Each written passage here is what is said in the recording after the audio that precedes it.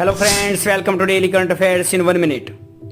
International atomic energy એજન્સીએ ચેતવણી આપી છે કે યુક્રેનમાં ગઈકાલે જે ડ્રોન હુમલા થયા તેમાં ઝાપોરિઝિયા ન્યુક્લિયર પાવર પ્લાન્ટની સુરક્ષાની સ્થિતિ એ ગંભીર ચિંતાનો વિષય. મહારાષ્ટ્રમાં માંજી લડકી બહેન યોજના પુણેમાં શરૂ કરવામાં આવી હતી. આ યોજના હેઠળ રાજ્ય સરકાર લાભાર્થી મહિલાઓને મોટા પાયે દ્વારા આપવામાં આવેલ ભેટ તરીકે દર મહિને 1,500 રૂપિયા આપશે.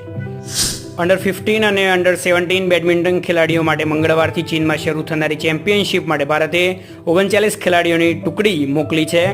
ભારત આવતા વર્ષે જુનિયર વર્લ્ડ ચેમ્પિયનશિપનું આયોજન કરશે. પુણે જિલ્લાના પુરંદરમાંથી અંજીરમાંથી બનાવેલ જ્યુસ પોલેન્ડની અંદર નિકાસ કરવામાં આવ્યો છે. ભારતમાંથી નિકાસ કરવામાં આવનાર પ્રથમ તૈયાર પીણું છે. 2030 સુધીમાં પ્રાણીઓની અંદર પગ અને મોઢાના રોગને દૂર કરવાના વિભાગ જે પગલાં લઈ રહ્યું છે તેની સમીક્ષા કરવામાં આવી હતી.